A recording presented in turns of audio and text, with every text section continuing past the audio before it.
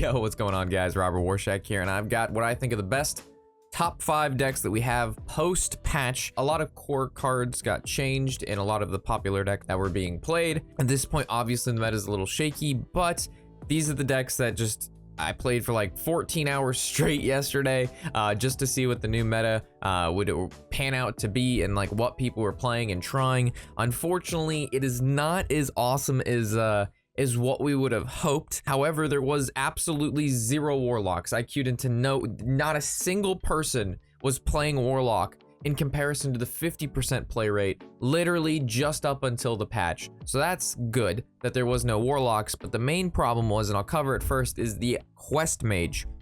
So Quest Mage did not actually get touched at all in any of the buffs and or nerfs. They did buff Mage, but it wasn't the Quest variation, it was the Ping Mage variation, which still sucks. And the Quest Mage is just still out there. The Incanter's flow is incredibly powerful because you're able to play this very early on in the game if you have coin, and even if not on turn 3, reducing this cost of all spells in your deck by 1 is insane when your entire deck is spells. If you do notice, the mages are taking in this super juicy tech, the Mag Theridon there. You'd be like, oh my god, why are you playing Mag Theridon? And the thing is being, if you're playing against another mage, or you're playing against a class that refuses to play minions, so you can't target your frost spells, you play Mag, and now you have a target for those frost spells. Also, if your opponent decides to throw up on the board and they play some thick ass minions you can't kill, you go Mag Theridon, you follow it up with some Fire Sale, and Mag Theridon's gonna do the rest of the work. So Mag Theridon in the Quest Mage works out exceedingly well. Also, because the rise of Paladins, which we'll cover as one of the other decks, protected at a little Kona Cold here, buys us a little bit more time to finish that quest. Getting that quest completion on turn anywhere between 5 and 8 is extremely easy, as long as you just draw cards that are in your 30 card deck. From there, you play them in the order that the instruction manual tells you, which is the quest. It literally tells you how to play the deck, and this deck is incredibly simple, incredibly powerful, and in my opinion, a very scary deck post patch, because there's nothing keeping it in check anymore. There's not. I think this is just one of the best decks, and we saw it yesterday. Played a lot of mages yesterday playing Quest Mage. Nobody's playing Hero Power Mage, everybody's playing Quest Mage. And again, it comes down to this infinite damage ignite stuff that when you complete your quest. But over 50% of the people who are enjoying the content and watching my videos aren't subbed, and it really hurts my feelings, and it doesn't treat the channel that well. So if you like the content and you are enjoying it and you are watching it, please throw a like, throw a comment, and of course sub if you do enjoy it. And if not, well, don't do that. But if you are, please do that. Moving on to the next deck, we have an actual new deck. This is a new deck that actually just popped up recently. The Quest Demon Hunter is not the new part. It's the basically Lilganoth OTK package inside of the Brute Hyper Cycle Glide Quest version of the Demon Hunter. So this is one of the, in my opinion, harder decks to play. The hardest, which we'll get into, as again, it is one of our better decks post-patch. But yes, so we have the Quest, which, as we know, it revolves around drawing cards, a lot of cards, and then cycling with tradable back into the deck to complete it. Its rewards are discounting cards in our hand, which isn't really, it's cool, and it helps us complete further steps of the quest, but getting the reward done to reduce it isn't normally going to get us to a win. What we normally want to do is complete the quest. Once the quest is completed, then we play Curtis, which is going to discount everything that we draw by 2. And then from there, Lilganoth is going to cost 4 because it's very easy to put her back into the deck with cards like Glide. And then from there, you just play 0 mana Moargs, you Philosophy 0 mana Moargs, you play your Guild Traders, and then from there you Fell Scream Blast your opponent in the face. We've managed to do upwards of 200 and I think 60 damage to our opponent on turn like 8 with this combo. So it's very doable. It's not super hard, but how you navigate to your quest completion, how you navigate your brute turns is fairly difficult, because not every deck is going to sit there and allow you to just draw. There are decks in this game that just want to kill you, and those decks are good decks like Paladin and Shaman. And this deck doesn't want the opponent to play minions and put a lot of pressure down. So you have to navigate that early game pretty meticulously in order to get to that late game, turn 7, and kill your opponent. So very, very high caliber deck here. Very interesting to play. A lot of different outs. Very hard to play. If you're like, you know, looking at the Quest Mage and this deck, the Quest Mage will probably... The Quest Mage is by far much easier than this, but this deck will probably have a higher win rate if you play this deck correctly versus the Quest Mage. But again, this is an extremely hard deck to play, so if you're looking for a challenge, the new slide at OTK Quest DH is there for you. All right, so moving to the actual hardest deck in the game to play right now, and that's going to be the Garrett Rogue. So this deck revolves around playing Garrett and then drawing basically through the rest of your deck. Most of the time when you play Garrett, you don't have any deck left, and then you go ahead with Field Contact out or a Swindle, and then you just draw all of the bleed effects in one turn. And the way that you buff Garrett is you actually use your Ethereal Aug Merchant on some of your minions, like the Octobot, which also synergizes with the deck because it reduces all the cost of cards in your hand by 1, meaning all of your 1-mana Battlecry cards that allow you to get your Field Contact to keep drawing cards get buffed, and they're free, so you're drawing cards for 0 mana, getting you closer to no cards in your deck to be able to combo your opponent with Octobot. What makes this deck incredibly hard is you have to balance in between drawing, not dying, and setting up the combo while also not using certain pieces because you need to save them for winning.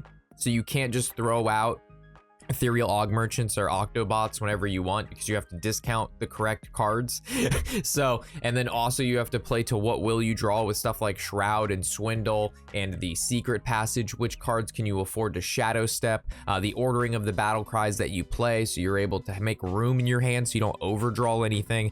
There's a lot of thought process that goes into some of these games. And again, some of these builds, as you see here, a lot of people might like 2 Wand Thieves and no Broomsticks. I found that this is the build that I've liked. I probably have about 70 games with this deck, and I like it a lot. It's very difficult to play and it's very challenging, which I do enjoy. I also do like Cloak of Shadows in the deck. Nobody plays Cloak of Shadows. I don't know why. It just buys you an extra turn in this meta. Granted, if you're playing against a deck that doesn't need your face to hit, like the OTK Demon Hunter that we just came into contact with, obviously Cloak's bad. But against mages and warlocks and paladins and most other classes that actually have to play minions to attack you sometimes, or at least target the opponent hero with spells, they can't do that if you're invisible. So I found this to give me a lot of extra time in those later stages, turn 6 or 7 is what we're talking about, to just live, put together your combo, and then execute the plan accordingly. So really fine deck here, really fun.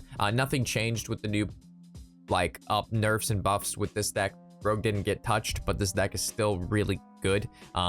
And especially if you don't queue into Warrior. Warrior has armor, and this deck has a limited amount of damage with Garrote. So if you happen to play this deck against like a Control Warrior or a Quest Warrior, you just lose. So that's unfortunate, but not a lot of people are trying new decks, especially Warrior.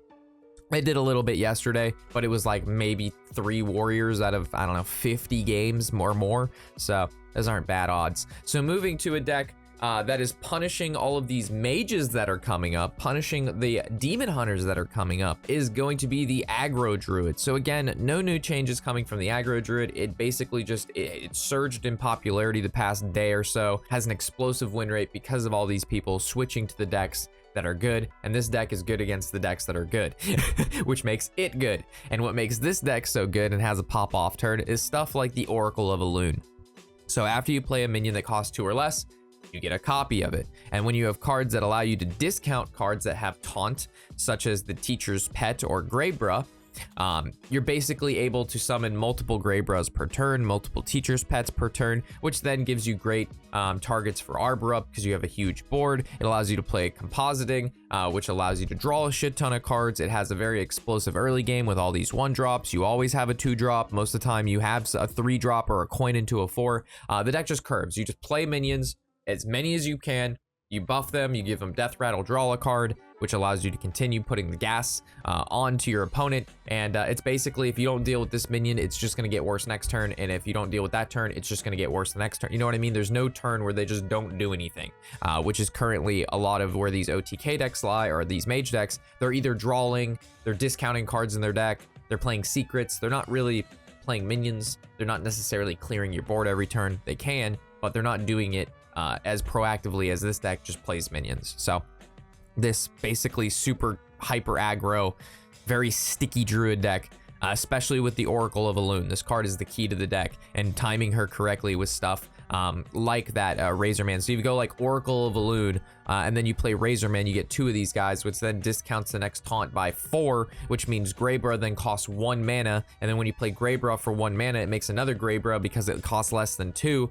So for 5 mana, you've played like, or for 6 mana, you've played 2 Greybras, 2 Razormans, and an Oracle, which is 5 minions for 6 mana, and 2 of them literally never go away. And so it's just the amount of just power in the early turns with this deck is very, very good, and what makes it very good right now.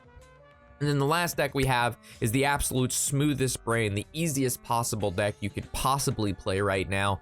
If you are not looking for a challenge whatsoever and you are playing mobile, or you're drunk, or you just don't want to really care, this Paladin deck is the perfect deck for you. This deck revolves around playing the cards that are green in your hand. So most of the time, if the card is green, you can play it, and that is probably the right move to make. Sometimes this deck can get a little tricky because there'll be a couple green cards in your hand, but from there, you're just gonna wanna play the one that costs the most mana, and then from there, you'll probably be in a pretty good position. So as we can see here, it has a fairly good early game with Knight of Appointment, which draws you more green cards. It has the Protector, which is just a fantastic 1-drop. Conviction, even at 2 mana, this card's absolutely insane. It's a 2 mana at 5 mana, deal 6, because it buffs 2 minions, the +3 attack. And of course, you run cards like the Battlegrounds Master, which gives adjacent minions Wind Fury. So you go ahead on turn 8 and you play stuff like the Conviction if you have 2 minions out, and then you Battleground Master, and all of a sudden you kill your opponent literally in 1 turn with 2 medium-sized minions. Like if you have a 4 attack minion and a 5 attack minion, you buff it to 7, you buff the 5 to 8, and then they attack twice, which is 16 on the 8, and the 5 and the 4 attack does like what, 14? So you're pumping 30 damage if you have a 4 attack and a 5 attack minion out. What? you have 2 minions that combined total deal 9. You play 2 cards that make them do 30. So it's pretty intense combos. As you can see here, it doesn't really get any harder than that. And that's it. I wish I could explain more about this deck, but Paladin, unfortunately, just not. The cards are so just good by themselves that there's no need for multiple chains. There's no need for like ultimate synergies or like this big, burst turn. It's just every turn with the Paladin, you're just doing stuff that's powerful. So that's why you're only playing 1 or 2 cards. That's why the deck is very easy, just because every single card in the deck is good. There's no card in this deck that doesn't have an ability, stats, or some sort of effect that makes it a bad play on the mana cost that it takes to play that turn. So Paladin, for beginner players, intermediate players, or people just looking to grind and not really having to think about each and every game, Paladin is the deck that I would definitely recommend for you guys. But if you're looking for stuff more challenging, the other decks are there for you as well. So with that, that's going to be our top 5 decks post patch. Again, a lot of stuff changed. There's a lot of shaking up of the meta to still be done, hopefully. And I really hope that these aren't just the reigning supreme decks that we'll have in the coming weeks. If I happen to miss out on anything, or there's an up and coming deck that you guys saw that I didn't talk about, feel free to post that in the comment section below. I'd like to see what you guys have been seeing out there on ladder. Again, for me, we've talked about what I've been seeing, and hopefully things continue to shake out. With that, thanks for watching. Remember to like and comment, guys. Really helps the video out. And happy whatever the hell day it is.